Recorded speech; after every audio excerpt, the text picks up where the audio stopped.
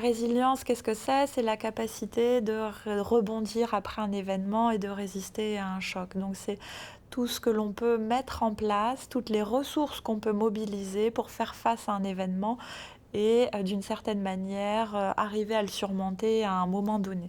Alors d'abord, le terme de résilience, c'est quand même pas si récent que ça, parce que moi je suis médecin, et on employait ce terme de résilient, mais on l'employait essentiellement pour décrire les enfants qui avaient une enfance épouvantable avec des familles complètement dysfonctionnelles, etc. Et puis qui après vont à Louis le Grand et font l'ENA, je sais pas, enfin.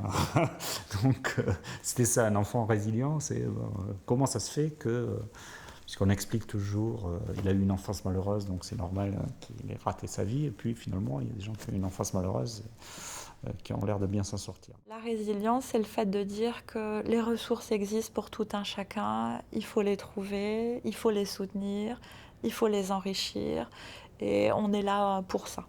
On est là pour ça, nous professionnels, mais parfois c'est les voisins, c'est ma famille, c'est mon médecin traitant, c'est mes collègues au travail, c'est la municipalité qui a mis en place des choses, qui va pouvoir m'aider à les trouver. Parce que la résilience, ça passe aussi par cette réinsertion sociale, la solidarité des employeurs, de l'État, peut-être avec les emplois réservés qui sont prévus dans le statut de victime civile de guerre. Et c'est du donnant-donnant, c'est-à-dire que plus on est reconnu là-dedans, plus ça aide les victimes à sortir de leur position victimaire. Et là, on développe la résilience de la société en général. La notion de résilience, alors c'est vrai qu'on la met un peu à toutes les sauces maintenant. Je travaille pour la ville de Paris qui mène une action avec un réseau des villes résilientes. Et il faut faire très attention, maintenant on parle beaucoup de résilience. Et l'idée derrière serait, entre guillemets, peut-être qu'il y a des bonnes victimes qui arrivent à être résilientes et puis des victimes qui n'arriveront pas. Je crois que là aussi il faut faire extrêmement attention. Il y a des gens qui ont déjà passé le cap suite aux attentats de 2015. Il y a d'autres, malheureusement, qui peut-être ne le passeront jamais. Il faut vivre avec ce que l'on a vécu. C'est évident, on peut difficilement dire qu'on tourne la page et qu'il ne s'est rien passé ou on fait comme s'il ne s'était rien passé. Donc la résilience peut aider un certain nombre de personnes à sortir de l'état dans lequel elles sont, mais partir du principe que tout le monde pourra être résilient, ça paraît difficile de l'imaginer. On n'est pas obligé d'utiliser un terme fourre-tout comme celui de résilience. Il vaut mieux s'attacher au devenir de chacun, ce qui fait toute leur individualité, toute leur singularité. On a le droit de craquer, on a le droit d'être mal, on a le droit de ne pas aller bien, on a le droit de mettre du temps pour s'en remettre. On peut être, voilà. Toute cette individualité ne doit pas être masquée derrière un terme qui a peu de sens, clinique en tout cas. Concrètement, nous, CUMP, on travaille peu avec le concept de résilience en fait. Enfin, on le connaît, ça fait partie du jargon. Donc il faut être extrêmement vigilant sur ces notions, ces mots qu'on donne comme ça aux victimes, en disant voilà, en leur disant rentrez dans cette case qu'on vous définit. Il y a des nouvelles modes, il y a des nouveaux mots, et il y a le nouveau mot, c'est la résilience. Boris Cyrulnik y a travaillé. Pour l'instant, la résilience en tant que telle n'est pas une méthode médicalement reconnue qui puisse permettre à une victime de se reconstruire. La résilience, pour l'instant, on n'en est même pas au stade expérimental. C'est un terme qui signifie le rebond, mais ça n'est pas encore une méthode médicalement prouvée.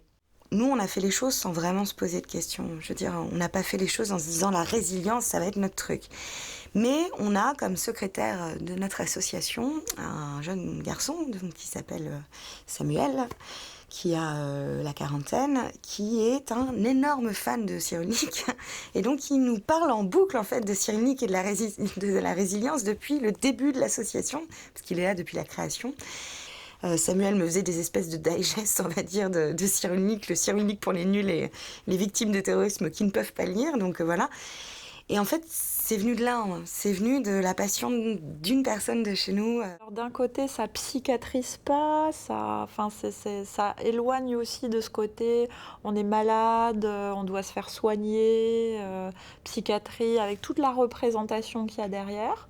Mais j'avoue que c'est un concept effectivement psychanalytique qui mérite d'être approfondi. Je sais qu'il y a une mission qui est lancée sur cette question-là. Si ça peut apporter aux victimes un bien, oui, pourquoi pas. Donc j'ai proposé au président la création d'un centre national de la résilience, où ce serait un centre à la fois dédié aux soins, en Île-de-France, on va commencer raisonnablement par une région particulièrement touchée, mais j'ai des craintes pour ailleurs. Ensuite, ça va être un centre d'échange de ressources, de documentation.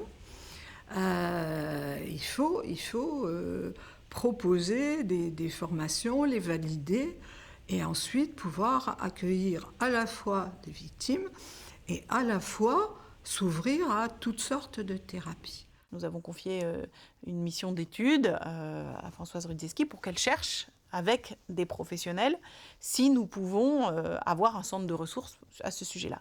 Mais ce qui compte, le plus important dans la reconstruction des victimes, c'est la prise en charge par des psychiatres. Donc il faut probablement plus de psychiatres formés à ce qu'on appelle le psychotrauma.